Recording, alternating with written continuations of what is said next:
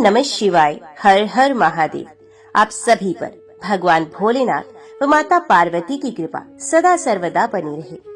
श्रावण मास की पुण्य बेला चल रही है, जब आकाश से गिरती हर एक बूंद गंगा के समान पवित्र होती है। जब शिवलिंग पर अर्पित एक बिल पत्र भी जीवन भर के पापों को हर लेता है। आज हम प्रवेश कर रहे हैं शिव पुराण के 13वें अध्याय में। एक ऐसा अध्याय जो केवल शास्त्र नहीं, एक आत्मिक अनुभव है।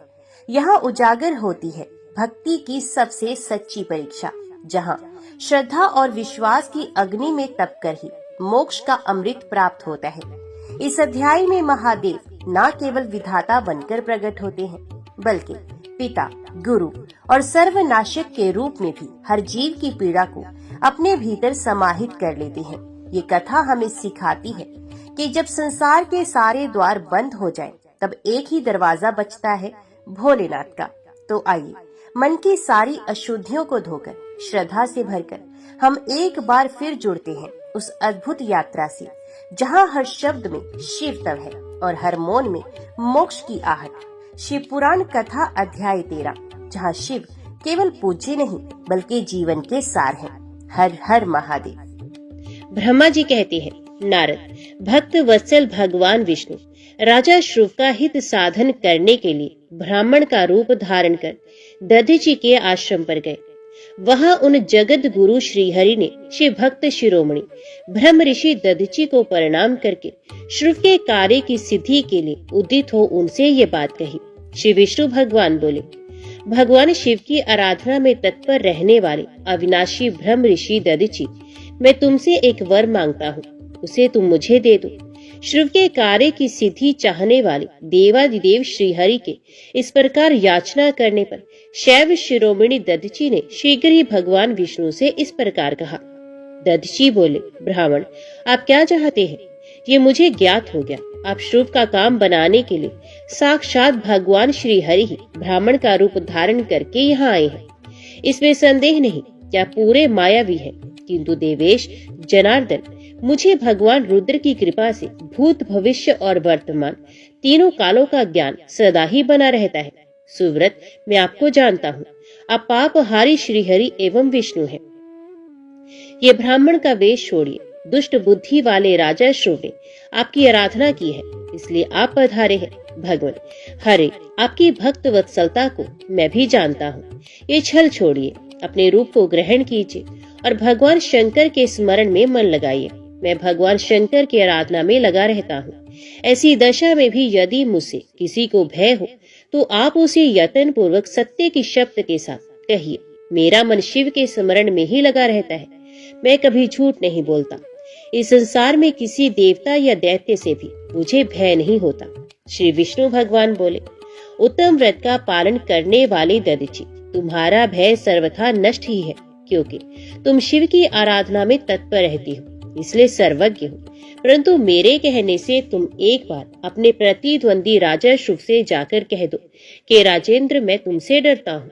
भगवान विष्णु का ये वचन सुनकर शैव शिरोमणि महामुनि दधीचि निर्भय ही रहे और हंसकर बोले, मैं देवादिदेव पिनाक पाणी भगवान शंभु के प्रसाद से कही कभी किसी से और किंचित मात्र भी नहीं डरता, सदा ही निर्भय रहता हूँ। इस पर श्रीहरि ने मुनि को दबाने की चेष्टा की। देवताओं ने भी उनका साथ दिया, किंतु सबके सभी अस्त्र कुंठित हो गए। तदंतर भगवान श्री विष्णु ने अगिनत गणों की सृष्टि की, परंतु महर्षि ने उनको भी भस्म कर दिया। तब भगवान ने अपनी अनंत विष्णु मूर्ति प्रकट की। यह सब देखकर च्यवन कुमार ने वहां जगदीश्वर भगवान विष्णु से कहा, महाबाहु, माया को त्याग दीजिए। विचार करने से ये प्रतिभास मात्र प्रतीत होती है। माधव, मैंने सहस्रों दुर्विजय वस्तुओं को जान लिया है। अब मुझ में अपने सहित संपूर्ण जगत को देखिए। निराश से होकर मुझ में ब्रह्मा एवं रुद्र का भी दर्शन कीजिए। मैं आपको दिव्य दृष्टि देता हूँ। ऐसा कहकर भगवान शिव के तेज से पूर्ण शरीर वाले च्यवन कुमार दधीचि मुनि ने अपनी देह में समस्त ब्रह्मांड का दर्शन कराया। तब भगवान विष्णु ने उन पर पुनः कोप करना चाहा। इतने में ही मेरे साथ राजा श्रुव वहां पहुंचे। मैंने निचेष्ट खड़े हुए भगवान पद्मनाभ को तथा देवताओं को क्रोध करने से रोका। मेरी बात सुनकर इन लोगों ने ब्राह्मण दधीची को परास्त नहीं किया। श्रीहरि उनके पास गए और उन्होंने मुनि को प्रणाम किया। तदनंतर शुभ अत्यंत दीन हो उन मुनीश्वर दधीची के निकट गए और उन्हें प्रणाम करके प्रार्थना करने लगे। शुभ बोले, मुनिश्रेष्ठ शिव भक्त शिरोमणि, मुझ पर प्रसन्न होइए। परमेश्वर, आप दुर्जनों की दृष्टि से दूर रहने वाले हैं, मुझ पर कृपा कीजिए। ब्रह्मा जी कहते हैं, नारद, राजा शुभ की ये बात सुनकर तपस्या के निधि ब्राह्मण दधीची ने उन पर अनुग्रह किया। तत्पश्चात श्री विष्णु आदि को देखकर वे मुनि क्रोध से व्याकुल हो गए और मन ही मन शिव का स्मरण करके विष्णु तथा देवताओं को शाप देने लगे। दधीची ने कहा, देवराज इंद्र सहित देवताओं और मुनीश्वरों, तुम लोग रुद्र की क्रोध अग्नि से श्री विष्णु तथा अपने गणों सहित पराजित और ध्वस्त हो जाओ। देवताओं को इस तरह शाप दे शुभ की ओर देखकर देवताओं और राजाओं के पूजने द्विज श्रेष्ठ दधीची ने कहा, राजेंद्र, ब्राह्मण ही बली और प्रभावशाली होते हैं। ऐसा स्पष्ट रूप से कहकर ब्राह्मण दधीची अपने आश्रम में प्रविष्ट हो गए। फिर दधीची को नमस्कार मात्र करके शुभ अपने घर चले गए। तत्पश्चात भगवान विष्णु देवताओं के साथ जैसे आए थे उसी तरह अपने वैकुंठ लोक को लौट गए। इस प्रकार वह स्थान स्थानेश्वर नामक तीर्थ के रूप में प्रसिद्ध हो गया। स्थानेश्वर की यात्रा करके मनुष्य शिव का सायुज्य प्राप्त कर लेता है। तात, मैंने तुम्हें संक्षेप से शुभ और दधीची के विवाद की कथा सुनाई और भगवान शंकर को छोड़कर केवल ब्रह्मा और विष्णु को ही जो शाप प्राप्त हुआ उसका भी वर्णन किया। जो शुभ और दधीची के विवाद संबंधी इस प्रसंग का नित्य पाठ करता है वह अपमृत्यु को जीतकर देह त्याग के पश्चात ब्रह्मलोक में जाता है। जो इसका पाठ करके रणभूमि में प्रवेश करता है उसे कभी मृत्यु का भय नहीं होता तथा वे निश्चय ही विजयी होता है। नारद जी ने कहा, हे विधाता महाप्राज्ञ, आप शिव तत्व का साक्षात्कार कराने वाले हैं। आपने ये बहुत बड़ी अद्भुत एवं रमणीय शिवलीला सुनाई है। तात, वीरभद्र जब दक्ष के यज्ञ का विनाश करके कैलाश पर्वत पर चले गए तब क्या हुआ, ये हमें बताइए।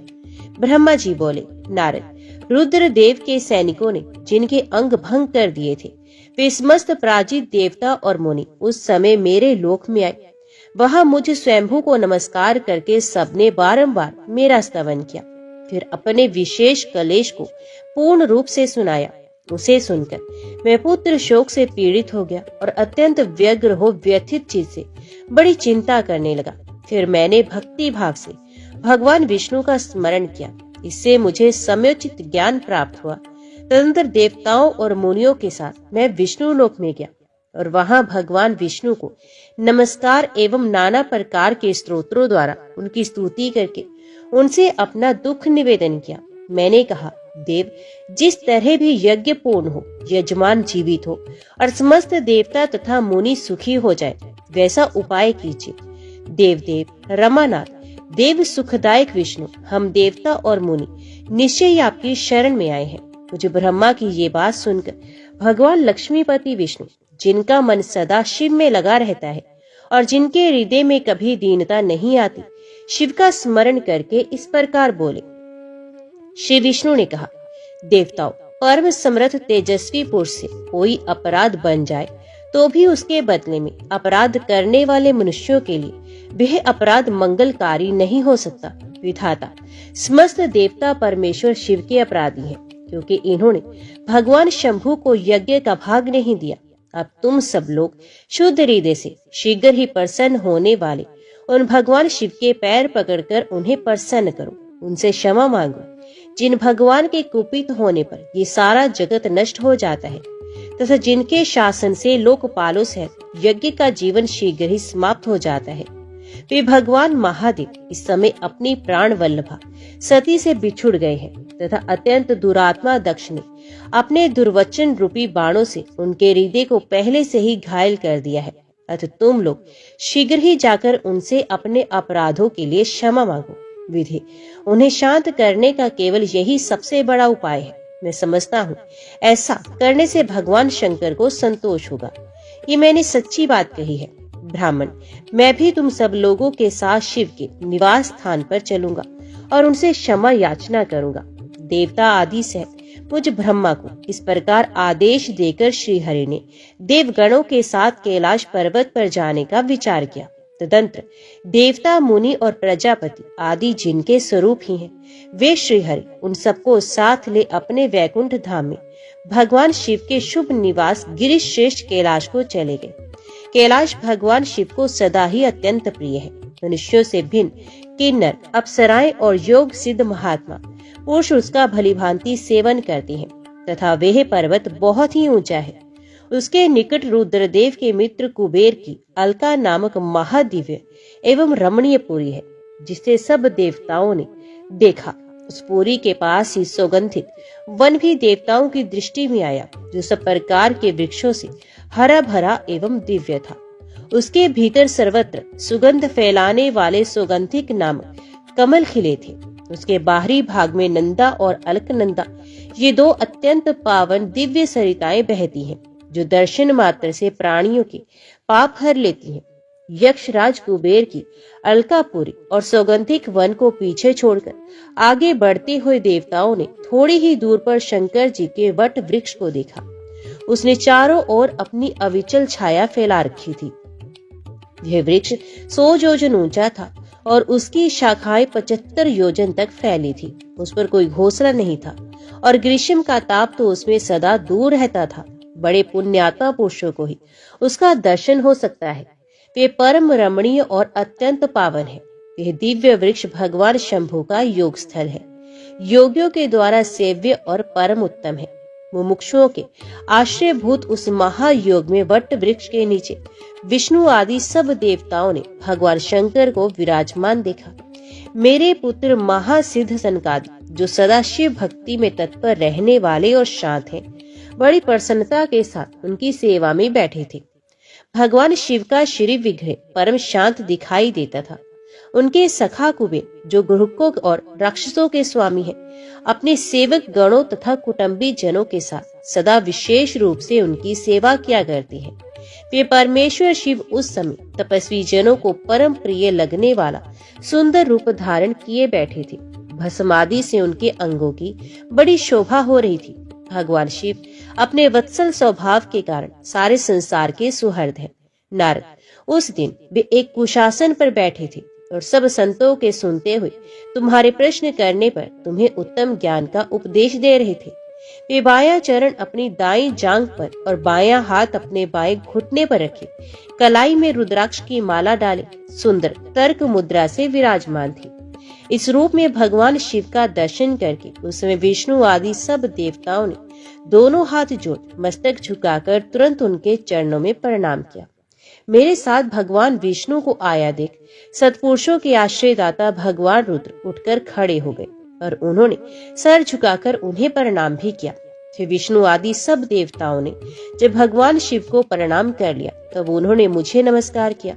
ठीक उसी तरह जैसे लोगों को उत्तम गति प्रदान करने वाले भगवान विष्णु प्रजापति कश्यप को प्रणाम करते हैं।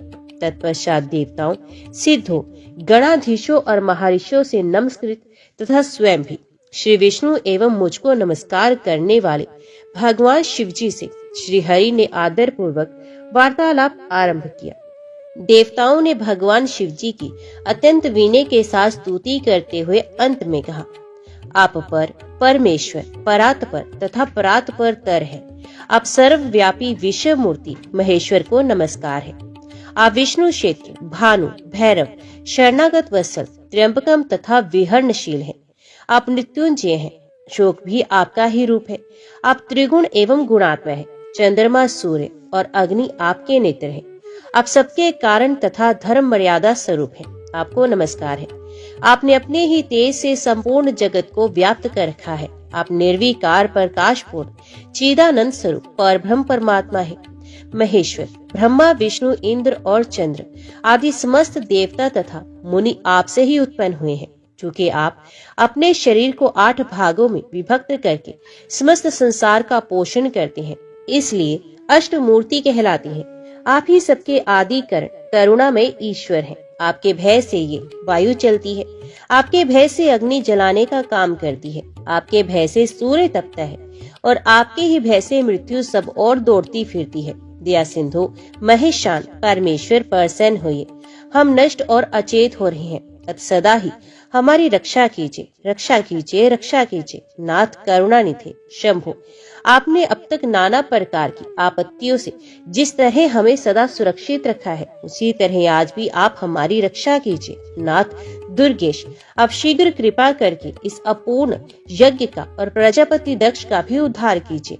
भक्त को अपनी आंखें मिल जाए, यजमान दक्ष जीवित हो जाए, पूषा के दांत जम जाए और भृगु की दाढ़ी मूछ पहले जैसी हो जाए। शंकर आयुधों और पत्थरों की वर्षा से जिनके अंग भंग हो गए हैं, उन देवता आदि पर आप सर्वथा अनुग्रह करें, जिससे उन्हें पूर्ण आरोग्य लाभ हो। नाथ, यज्ञ कर्म पूर्ण होने पर जो कुछ शेष रहे, ये सब आपका पूरा पूरा भाग हो, उसमें और कोई हस्तक्षेप ना कर पाए। रुद्रदेव, आपके भाग से ही यज्ञ पूर्ण हो, अन्यथा नहीं। ऐसा कहकर मुझ ब्रह्मा के साथ सभी देवता अपराध क्षमा कराने के लिए उदित हो हाथ जोड़ भूमि पर दंड के समान पड़ गए। ब्रह्मा जी कहते हैं, नारद, मुझ ब्रह्मा, लोकपाल, प्रजापति तथा मुनियों सहित श्रीपति विष्णु के अनुनय विनय करने पर परमेश्वर शिव प्रसन्न हो गए।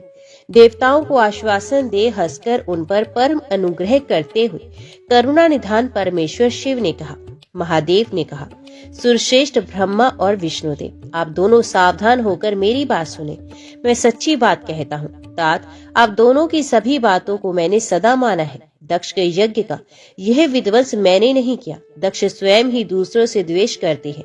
दूसरों के प्रति जैसा बर्ताव किया जाएगा, वे अपने लिए ही फलित होगा। अतः ऐसा कर्म कभी नहीं करना चाहिए जो दूसरों को कष्ट देने वाला हो। दक्ष का मस्तक जल गया है, इसलिए इनके सर के स्थान में बकरे का सर जोड़ दिया जाए। भग देवता मित्र की आंख से अपने यज्ञ भाग को देखे। तात पूषा नामक देवता, जिनके दांत टूट गए हैं, यजमान के दांतों से भली भांति पीसे गए यज्ञान का भक्षण करे। ये मैंने सच्ची बात बताई है। मेरा विरोध करने वाली भृगु की दाढ़ी के स्थान में बकरे की दाढ़ी लगा दी जाए। शेष सभी देवताओं के जिन्होंने मुझे यज्ञ भाग के रूप में यज्ञ की अवशिष्ट वस्तुएं दी है, सारे अंग पहले की भांति ठीक हो जाए। अधर्वयु आदि याज्ञिकों से जिनकी भुजाएं कट गई, वे अश्विनी कुमारों की भुजाओं से, और जिनके हाथ नष्ट हो गए, वे पूषा के हाथों से अपना काम चलाए। ये मैंने आप लोगों के प्रेमवश कहा है। नारद, ऐसा कहकर वेद का अनुसरण करने वाले सुर सम्राट चराचर पति दयालु परमेश्वर महादेव जी चुप हो गए। भगवान शंकर का ये भाषण सुनकर श्री विष्णु और ब्रह्मा सहित संपूर्ण देवता संतुष्ट हो उन्हें तत्काल साधुवाद देने लगे। तदंतर भगवान शंभु को आमंत्रित करके मुझ ब्रह्मा और देवऋषियों के साथ श्री विष्णु अत्यंत हर्षपूर्वक उन्हें दक्ष की यज्ञशाला की ओर चले। इस प्रकार उनकी प्रार्थना से भगवान शंभु विष्णु आदि देवताओं के साथ कनखल में स्थित प्रजापति दक्ष की यज्ञशाला में पधारे। उस समय रुद्रदेव ने वहां यज्ञ का और विशेषत देवताओं तथा ऋषियों का जो वीरभद्र के द्वारा विध्वंस किया गया था, उसे देखा। स्वाहा स्वधा पूषा तुष्टि धृति सरस्वती अन्य समस्त ऋषि पितृ अग्नि तथा अन्यान्य बहुत से यक्ष गंधर्व और राक्षस वहां पड़े थे। उनमें से कुछ लोगों के अंग तोड़ डाले गए, कुछ लोगों के बाल नोच लिए गए तथा इतने ही उस सम्रांगण में अपने प्राणों से हाथ धो बैठे थे। उस यज्ञ की वैसी दुर्वस्था देखकर भगवान शंकर ने अपने गणनायक महाप्रकरणी वीरभद्र को बुलाकर हंसते हुए कहा, महाबाहु वीरभद्र, ये तुमने कैसा काम किया। तात, तुमने थोड़ी ही देर में देवता तथा ऋषि आदि को बड़ा भारी दंड दे दिया। वत्स, जिसने ऐसा द्रोहपूर्ण कार्य किया, इस विलक्षण यज्ञ का आयोजन किया और जिसे ऐसा फल मिला, उस दक्ष को तुम शीघ्र यहाँ ले आओ। भगवान शंकर के ऐसा कहने पर वीरभद्र ने बड़ी उतावली के साथ दक्ष का धड़ लाकर उनके सामने डाल दिया। दक्ष के उस शव को सिर से रहत देख लोक कल्याणकारी भगवान शंकर ने आगे खड़े हुए वीरभद्र से हंसकर पूछा, दक्ष का सर कहाँ है। तब प्रभावशाली वीरभद्र ने कहा, प्रभु शंकर, मैंने तो उसी समय दक्ष के सर को आग में होम कर दिया था। वीरभद्र की ये बात सुनकर भगवान शंकर ने देवताओं को प्रसन्नता पूर्वक वैसी ही आज्ञा दी जो पहले दे रखी थी। भगवान भव ने उस समय जो कुछ कहा उसकी मेरे द्वारा पूर्ति कराकर श्रीहरि आदि सब देवताओं ने भृगु आदि सबको शीघ्र ही ठीक कर दिया। तदंतर शंभु के आदेश से प्रजापति के धड़ के साथ यज्ञ पशु बकरे का सर जोड़ दिया गया। उस सर के जोड़े जाते ही शंभु की शुभ दृष्टि पड़ने से प्रजापति के शरीर में प्राण आ गए और वे तत्काल सोकर जगे हुए पुरुष की भांति उठकर खड़े हो गए। उठते ही उन्होंने अपने सामने करुणानिधि भगवान शंकर को देखा। देखते ही दक्ष के हृदय में प्रेम उमड़ आया। उस प्रेम ने उनके अंतकरण को निर्मल एवं प्रसन्न कर दिया। पहले महादेव जी से द्वेष करने के कारण उनका अंतकरण मलिन हो गया था, परंतु उस समय शिव के दर्शन से वे तत्काल शरद ऋतु के चंद्रमा की भांति निर्मल हो गए। उनके मन में भगवान शिव की स्तुति करने का विचार उत्पन्न हुआ, परंतु वे अनुराग अधिक्य के कारण तथा अपनी मरी हुई पुत्री का स्मरण करके व्याकुल हो जाने के कारण तत्काल उनका स्तवन ना कर सके। थोड़ी देर बाद मन स्थिर होने पर दक्ष ने लज्जित हो लोक शंकर शिव शंकर को प्रणाम किया और उनकी स्तुति आरंभ की। उन्होंने भगवान शंकर की महिमा गाते हुए बारंबार उन्हें प्रणाम किया और अंत में कहा, परमेश्वर, आपने ब्रह्मा होकर सबसे पहले आत्म तत्व का ज्ञान प्राप्त करने के लिए अपने मुख से विद्या, तप और व्रत धारण करने वाले ब्राह्मणों को उत्पन्न किया था। जैसे ग्वाला लाठी लेकर गौ की रक्षा करता है, उसी प्रकार मर्यादा का पालन करने वाले अब परमेश्वर दंड धारण किए उन साधु ब्राह्मणों की सभी विपत्तियों से रक्षा करते हैं। मैंने दुर्वचन रूपी बाणों से आप परमेश्वर को बींध डाला था, फिर भी आप मुझ पर अनुग्रह करने के लिए यहाँ आ गए। अब मेरी ही तरह अत्यंत दैन्यपूर्ण आशा वाले इन देवताओं पर भी आप कृपा कीजिए। भक्त वत्सल, दीन बंधो शंभो, मुझ में आपको प्रसन्न करने के लिए कोई गुण नहीं। आप षड्विध ऐश्वर्य से संपन्न परात्पर परमात्मा है। अपने ही बहुमूल्य उदारता पूर्ण बर्ताव से मुझ पर संतुष्ट हो। नारद, इस प्रकार लोक कल्याणकारी महाप्रभु महेश्वर शंकर की स्तुति करके विनित चित्त प्रजापति दक्ष चुप हो गए। तदंतर श्री विष्णु ने हाथ जोड़ भगवान वृषभ ध्वज को प्रणाम करके प्रसन्नता पूर्ण हृदय और वाष्प गद्गद वाणी द्वारा उनकी स्तुति आरंभ की। तदंतर मैंने कहा, देव देव महादेव, करुणा सागर प्रभु, आप स्वतंत्र परमात्मा है, अद्वितीय एवं अविनाशी परमेश्वर है। देव, आपने मेरे पुत्र पर अनुग्रह किया। अपने अपमान की ओर कुछ भी ध्यान ना देकर दक्ष के यज्ञ का उद्धार कीजिए। देवेश्वर, आप प्रसन्न होइए और समस्त शापों को दूर कर दीजिए। आप सज्ञान है, अतः आप ही मुझे कर्तव्य की ओर प्रेरित करने वाले हैं और आप ही अकर्तव्य से रोकने वाले। महामुने, इस प्रकार परम महेश्वर की स्तुति करके मैं दोनों हाथ जोड़कर मस्तक झुकाकर खड़ा हो गया। तब सुंदर विचार रखने वाले इंद्र आदि देवता और लोकपाल शंकर देव की स्तुति करने लगे। उस समय भगवान शिव का मुखारविंद प्रसन्नता से खिल गया था। इसके बाद प्रसन्नचित हुए समस्त देवताओं, दूसरे दूसरे सिद्धों, ऋषियों और प्रजापतियों ने भी शंकर जी का सहर्ष स्तवन किया। इसके अतिरिक्त उपदेवों, नागों, सदस्यों तथा ब्राह्मणों ने पृथक पृथक प्रणाम पूर्वक बड़े भक्ति भाव से उनकी स्तुति की। नारद, इस प्रकार श्री विष्णु के, मेरे, देवताओं और ऋषियों के तथा अन्य लोगों की स्तुति करने पर महादेव जी बड़े प्रसन्न हुए। फिर उन शंभु ने समस्त ऋषियों, देवता आदि को कृपा दृष्टि से देखकर तथा मुझ ब्रह्मा और विष्णु का समाधान करके दक्ष से इस प्रकार कहा, प्रजापति दक्ष, मैं जो कुछ कहता हूँ सुनो। मैं तुम पर प्रसन्न हूँ। यद्यपि मैं सबका ईश्वर और स्वतंत्र हूँ, तो भी सदा ही अपने भक्तों के अधीन रहता हूँ। 4 प्रकार के पुण्य आत्मा पुरुष मेरा भजन करते हैं। दक्ष प्रजापति, उन चारों भक्तों में पूर्व की अपेक्षा उत्तरोत्तर श्रेष्ठ है। उनमें पहला आर्त, दूसरा जिज्ञासु, तीसरा अर्थार्थी और चौथा ज्ञानी है। पहले के 3 तो सामान्य श्रेणी के भक्त हैं, किंतु चौथा का अपना विशेष महत्व है। उन सब भक्तों में चौथा ज्ञानी ही मुझे अधिक प्रिय है। वे मेरा रूप माना गया, उससे बढ़कर दूसरा कोई मुझे प्रिय नहीं। ये मैं सत्य कहता हूँ। मैं आत्मज्ञ हूँ। वेद वेदांत के पारगामी विद्वान ज्ञान के द्वारा मुझे जान सकते हैं। जिनकी बुद्धि मंद है, वे ही ज्ञान के बिना मुझे पाने का प्रयत्न करते हैं।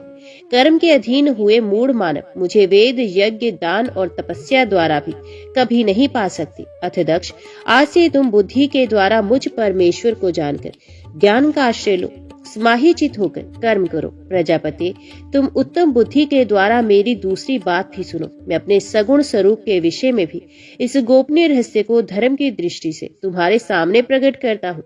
जगत का परम कारण रूप मैं ही ब्रह्मा और विष्णु हूँ। मैं सबका आत्मा, ईश्वर और साक्षी हूँ। स्वयं प्रकाश तथा निर्विशेष हूँ।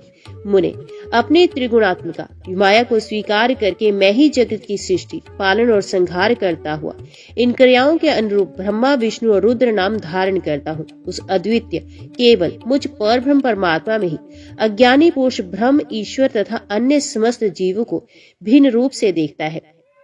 जैसे मनुष्य अपने सर और हाथ आदि अंगों में ये मुझसे भिन्न है, ऐसी पर के बुद्धि कभी नहीं करता, उसी तरह मेरा भक्त प्राणी मात्र में मुझसे भिन्नता नहीं देखता। दक्ष, मैं ब्रह्मा और विष्णु तीनों स्वरूप एक ही में और एक ही है, एक ही संपूर्ण जीव रूप है। ऐसा समझकर जो हम तीनों देवताओं में भेद नहीं देखता, वे शांति प्राप्त करता है। जो नराधम हम तीनों देवताओं में भेद बुद्धि रखता है, वे निश्चय ही जब तक चंद्रमा और तारे रहते हैं तब तक नरक में निवास करता है। दक्ष, यदि कोई विष्णु भक्त होकर मेरी निंदा करेगा और मेरा भक्त होकर विष्णु की निंदा करेगा, तो तुम्हें दिए हुए पूर्वोक्त सारे शाप उन्हीं दोनों को प्राप्त होंगे और निश्चय ही उन्हें तत्व ज्ञान की प्राप्ति नहीं हो सकती। मुनि, भगवान महेश्वर के सुखदायक वचन को सुनकर सब देवता, मुनि आदि को उस अवसर पर बड़ा हर्ष हुआ। कुटुंब सह दक्ष बड़ी प्रसन्नता के सह शिव भक्ति में तत्पर हो गया। वे देवता आदि भी शिव को ही सर्वेश्वर जानकर भगवान शिव के भजन में लग गए। जिसने जिस प्रकार परमात्मा शंभु की स्तुति की थी, उसे उसी प्रकार संतुष्ट से शंभु ने वर दिया। मुने, तदंतर भगवान शिव की आज्ञा पाकर प्रसन्नचित हुए शिव भक्त दक्ष ने शिव के ही अनुग्रह से अपना यज्ञ पूरा किया। उन्होंने देवताओं को तो यज्ञ भाग दिए ही, शिव को भी पूर्ण भाग दिया, साथ ही ब्राह्मणों को दान दिया। इस तरह उन्हें शंभु का अनुग्रह प्राप्त हुआ। इस प्रकार महादेव जी के उस महान कर्म का विधि पूर्वक वर्णन किया गया। प्रजापति ने ऋत्विजों के सहयोग से उस यज्ञ कर्म को विधिवत समाप्त किया। मुनीश्वर, इस प्रकार पर ब्रह्म स्वरूप शंकर के प्रसाद से वह दक्ष का यज्ञ पूरा हुआ। तदंतर सब देवता और ऋषि संतुष्ट हो भगवान शिव के यज्ञ का वर्णन करते हुए अपने अपने स्थान को चले गए। दूसरे लोग भी उस समय वहां से सुख पूर्वक विदा हो गए। मैं और श्री विष्णु भी अत्यंत प्रसन्न हो भगवान शिव के सर्व मंगलदायक सुयश का निरंतर गान करते हुए अपने अपने स्थान को सानंद चले आए। सत्पुरुषों की आश्रयभूत महादेव जी भी दक्ष से सम्मानित हो प्रीति और प्रसन्नता के साथ गणों सहित अपने निवास स्थान कैलाश पर्वत को चले गए। अपने पर्वत पर आके शंभु ने अपनी प्रिया सती का स्मरण किया और प्रधान गणों से उनकी कथा कही। इस प्रकार दक्ष कन्या सती यज्ञ में अपने शरीर को त्याग कर फिर हिमालय की पत्नी मेना के गर्भ से उत्पन्न हुई। ये बात प्रसिद्ध है। फिर वहां तपस्या करके गौरी शिवा ने भगवान शिव को पति रूप में वरण किया। वे उनके वाम मांग में स्थान पाकर अद्भुत लीलाएं करने लगे। नारद, इस तरह मैंने तुमसे सती के परम अद्भुत दिव्य चरित्र का वर्णन किया है, जो भोग और मोक्ष को देने वाला तथा संपूर्ण कामनाओं को पूर्ण करने वाला है। ये उपाख्यान पाप को दूर करने वाला, पवित्र एवं परम पावन है। स्वर्ग, यश और तथा आयु को देने वाला तथा पुत्र पौत्र रूप फल प्रदान करने वाला है। अर्थात जो भक्तिमान पुरुष भक्ति भाव से लोगों को ये कथा सुनाता है, वे इस लोक में संपूर्ण कर्मों का फल पाकर परलोक में परम गति को प्राप्त करता है। नारद जी ने पूछा, ब्राह्मण, पिता के यज्ञ में अपने शरीर का परित्याग करके दक्ष कन्या जगदम्बा सती देवी किस प्रकार गिरिराज हिमालय की पुत्री हुई? इस तरह अत्यंत उग्र तपस्या करके उन्होंने पुण्य शिव को ही पति रूप में प्राप्त किया। ये मेरा प्रश्न है, आप इस पर भली भांति और विशेष रूप से प्रकाश डालिए। ब्रह्मा जी ने कहा, मुने नारद, तुम पहले पार्वती की माता के जन्म, विवाह और अन्य भक्ति वर्धक पावन चरित्र सुनो। मुनिश्रेष्ठ, उत्तर दिशा में पर्वतों का राजा हिमवान नामक महान पर्वत है, जो महा तेजस्वी और समृद्धिशाली है। उसके दो रूप प्रसिद्ध है, एक स्थावर और दूसरा जंगम। मैं संक्षेप से उसके सूक्ष्म स्थावर स्वरूप का वर्णन करता हूँ। वे रमणीय पर्वत नाना प्रकार के रत्नों का खान है और पूर्व तथा पश्चिम समुद्र के भीतर प्रवेश करके इस तरह खड़ा है मानो भूमंडल को नापने के लिए कोई मानदंड हो। वे नाना प्रकार के वृक्षों से व्याप्त है और अनेक शिखरों के कारण विचित्र शोभा से संपन्न दिखाई देता है। सिंह, व्याघ्र आदि पशु सदा सुख पूर्वक उसका सेवन करते हैं। हिम का तो वे भंडार है, इसलिए अत्यंत उग्र जान पड़ता है। भांति भांति के आश्चर्यजनक दृश्यों से उसकी विचित्र शोभा होती है। देवता, ऋषि, सिद्ध और मुनि उस पर्वत का आश्रय लेकर रहते हैं। भगवान शिव को वे बहुत ही प्रिय है, तपस्या करने का स्थान है। स्वरूप से ही वे अत्यंत पवित्र और महात्माओं को भी पावन करने वाला है।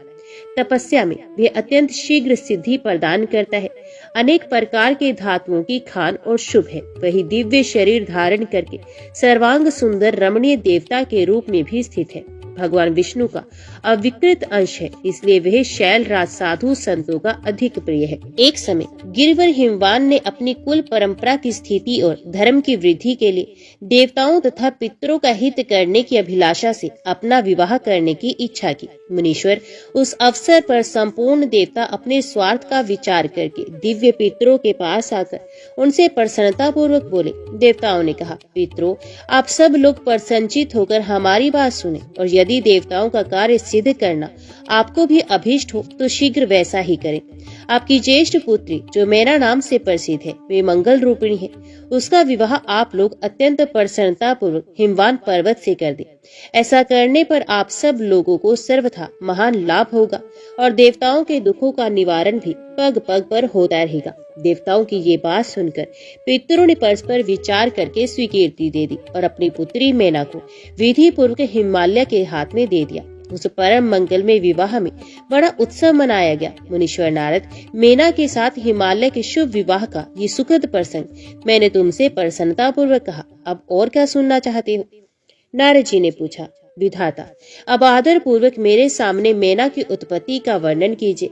उसे किस प्रकार शाप प्राप्त हुआ था ये कहिए और मेरे संदेह का निवारण कीजिए। ब्रह्मा जी बोले, मुने, मैंने अपने दक्ष नामक जिस पुत्र की पहले चर्चा की है, उनके 60 कन्याएं उत्पन्न हुई जो सृष्टि की उत्पत्ति में कारण बनी। नारद, दक्ष ने कश्यप आदि श्रेष्ठ मुनियों के साथ उनका विवाह किया था। ये सब वृतांत तो तुम्हें विदित है। अब प्रस्तुत विषय को सुनो।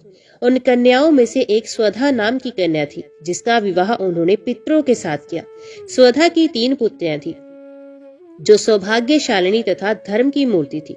उनमें से ज्येष्ठ पुत्री का नाम मैना था, मंझली धन्या और नाम से प्रसिद्ध थी और सबसे छोटी कन्या का नाम कलावती था।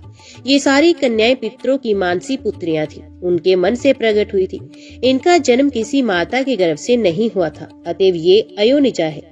केवल लोक व्यवहार से स्वधा की पुत्री मानी जाती है। इनके सुंदर नामों का कीर्तन करके मनुष्य संपूर्ण अभिष्ट को प्राप्त करता है। ये सदा संपूर्ण जगत की वंदनीय लोक माताएं हैं और उत्तम अभिउदय से सुशोभित रहती हैं।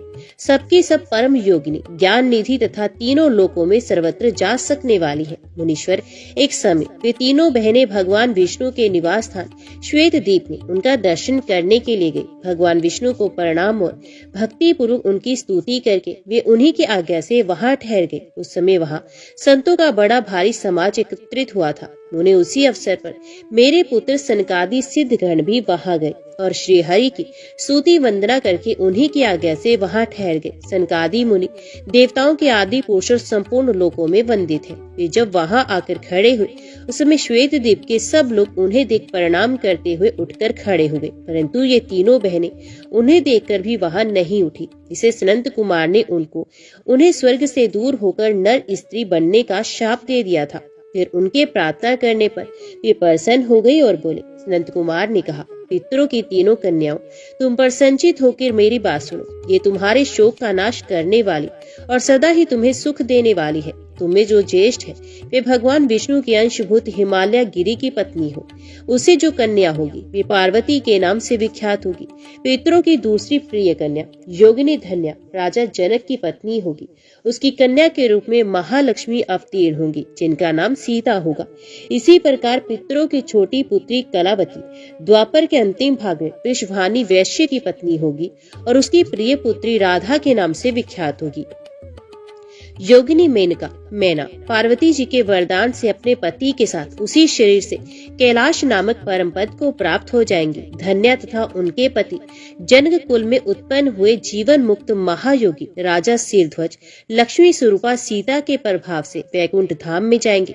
वृषभानु के साथ वैवाहिक मंगल कृत्य संपन्न होने के कारण जीवन मुक्त योगिनी कलावती भी अपनी कन्या राधा के साथ गोलोक धाम में जाएंगी। इसमें संशय नहीं। विपत्ति में पड़े बिना कहाँ किनकी महिमा प्रकट होती है। उत्तम कर्म करने वाले पुण्य आत्मा पुरुषों का संकट जब टल जाता है तब उन्हें दुर्लभ सुख की प्राप्ति होती है। अब तुम लोग प्रसन्नता पूर्वक मेरी दूसरी बात भी सुनो जो सदा सुख देने वाली है। मेना की पुत्री जगदम्बा पार्वती देवी अत्यंत दुस्सह तप करके भगवान शिव की प्रिय पत्नी बनेगी। धन्या की पुत्री सीता भगवान श्री राम जी की पत्नी होगी और लोकाचार का आश्रय ले श्री राम के साथ विहार करेंगी। साक्षात गोलोक धाम में निवास करने वाली राधा ही कलावती की पुत्री होगी। वे गुप्त स्नेह में बंधकर श्री कृष्ण की प्रियतमा बनेंगी। नारद, इस प्रकार शाप की ब्याज से दुर्लभ वरदान देकर सबके द्वारा प्रशंसित भगवान सनंत कुमार मुनि भाइयों सहित वहीं अंतर ध्यान हो गए। तात पितरों की मानसी पुत्री वे तीनों बहनें इस प्रकार शाप मुक्त हो सुख पाकर तुरंत अपने घर को चली गई। नारद जी बोले, महामते, आपने मैना के पूर्व जन्म की ये शुभ एवं अद्भुत कथा कही। उनके विवाह का प्रसंग भी मैंने सुन लिया। अब आगे के उत्तम चरित्र का वर्णन कीजिए। ब्रह्मा जी ने कहा, नारद, जब मैना के साथ विवाह करके हिमवान अपने घर को गए तब तीनों लोकों में बड़ा भारी उत्सव मनाया गया। हिमालय भी अत्यंत प्रसन्न हो मैना के साथ अपने सुखदायक सदन में निवास करने लगे। मुने उस समय श्री विष्णु आदि समस्त देवता और महात्मा मुनि गिरिराज के पास गए। उन सब देवताओं को आया देख महान हिमगिरि ने प्रशंसा पूर्वक उन्हें प्रणाम किया और अपने भाग्य की सराहना करते हुए भक्ति भाव से उन सब का आदर सत्कार किया। हाथ जोड़ मस्तक झुकाकर वे बड़े प्रेम से स्तुति करने को उदित हुए। शैलराज के शरीर में महान रोमांच हो आया। उनके नेत्रों से प्रेम के आंसू बहने लगे। मुने हिम शैल ने प्रसन्न मन से अत्यंत प्रेम पूर्वक प्रणाम किया और विनीत भाव से खड़े हो श्री विष्णु आदि देवताओं से कहा। हिमाचल बोले, आज मेरा जन्म सफल हो गया, मेरी बड़ी भारी तपस्या सफल हुई, आज मेरा ज्ञान सफल हुआ और आज मेरी सारी क्रियाएं सफल हो गई। आज मैं धन्य हुआ, मेरी सारी भूमि धन्य हुई, मेरा कुल धन्य हुआ, मेरी स्त्री तथा मेरा सब कुछ धन्य हो गया।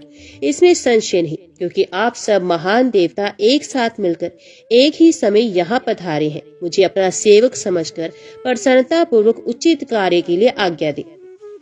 हिमगिरि का ये वचन सुनकर वे सब देवता बड़े प्रसन्न हुए और अपने कार्य की सिद्धि मनाते हुए बोले। देवताओं ने कहा, महाप्राज्ञ हिमाचल, हमारा हितकारक वचन सुनो।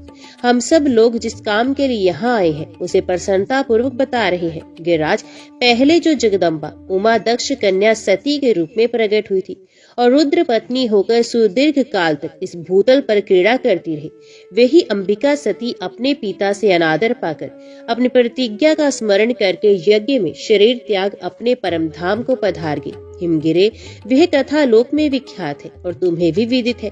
यदि वे सती पुनः तुम्हारे घर में प्रकट हो जाए तो देवताओं का महान लाभ हो सकता है। ब्रह्मा जी कहते हैं, श्री विष्णु आदि देवताओं की यह बात सुनकर गिरिराज हिमालय मन ही मन प्रसन्न हो आदर से झुक गए और बोले, प्रभु, ऐसा हो तो बड़े सौभाग्य की बात है। तदंतर वे देवता उन्हें बड़े आदर से उमा को प्रसन्न करने की विधि बताकर स्वयं सदाशिव पत्नी उमा की शरण में गए। एक सुंदर स्थान में स्थित हो समस्त देवताओं ने जगदम्बा का स्मरण किया और बारंबार प्रणाम करके वे वहां श्रद्धा पूर्वक उनकी स्तुति करने लगे। देवता बोले, शिवलोक में निवास करने वाली देवी उमे, जगदम्बे, सदाशिव प्रिय, दुर्गे, महेश्वरी, हम आपको नमस्कार करते हैं।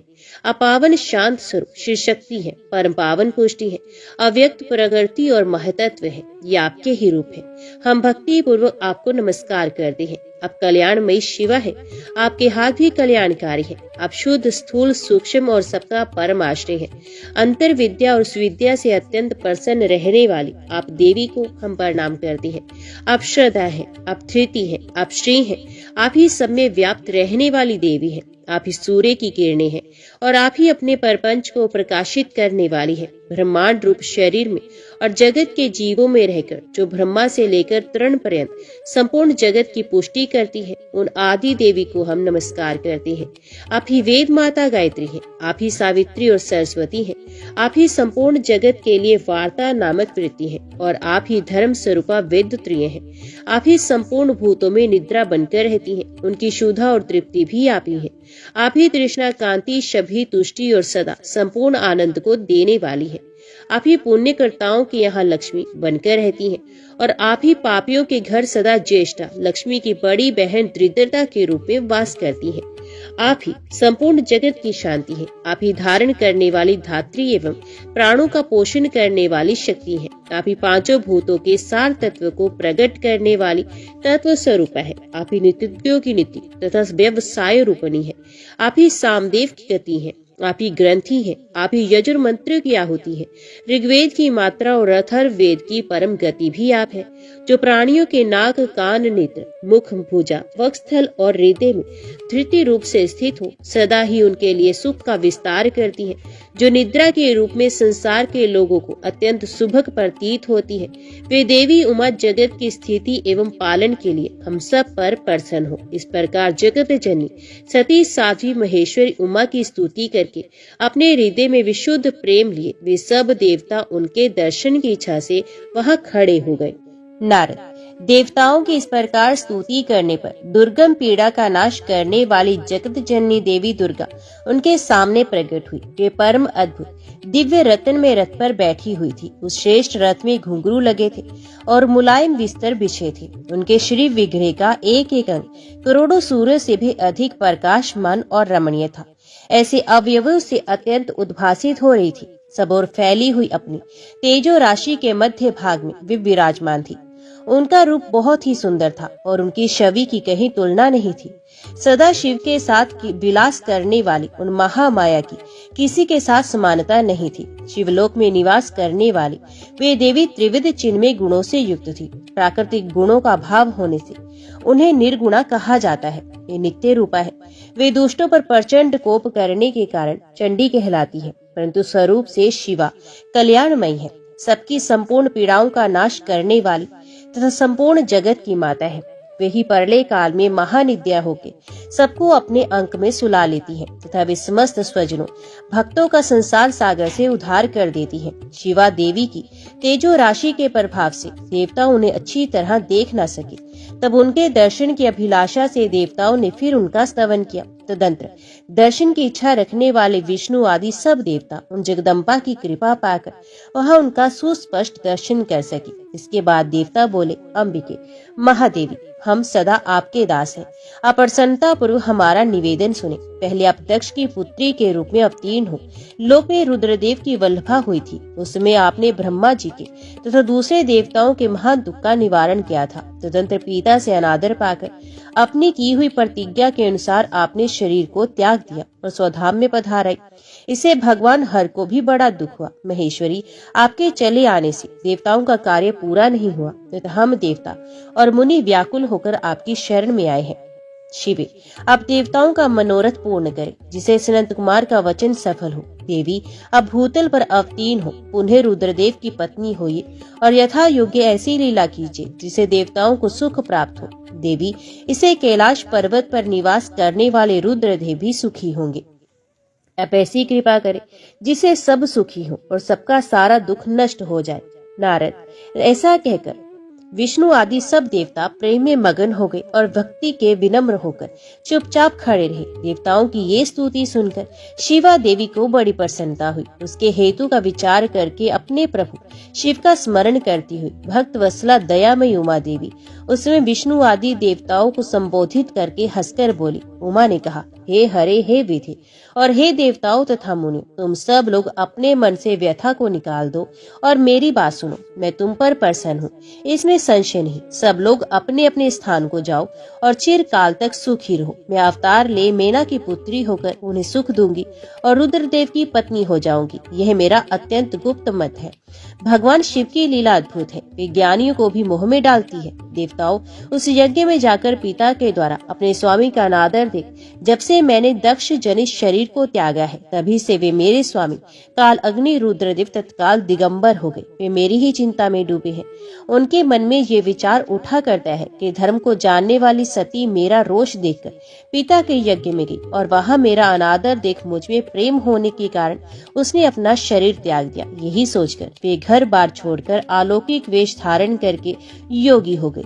मेरी स्वरूप भूता सती के वियोग को वे महेश्वर सहन न कर सके। देवताओं, भगवान रुद्र की भी ये अत्यंत इच्छा है कि भूतल पर मेना और हिमाचल के घर में मेरा अवतार हो। क्योंकि वे पुनः मेरा पानी ग्रहण करने की अधिक अभिलाषा रखती हैं। अतः मैं रुद्रदेव के संतोष के लिए अवतार लूंगी और लौकिक गति का आश्रय लेकर हिमालय पत्नी मेना की पुत्री होंगी। नारद ऐसा कहकर जगदम्बा शिवा उस समय समस्त देवताओं के देखते देखते अदृश्य हो गई और तुरंत अपने लोक में चले गई। तदंतर हर्ष से भरे हुए विष्णु आदि समस्त देवता और मुनि उस दिशा को प्रणाम करके अपने अपने धाम में चले गए।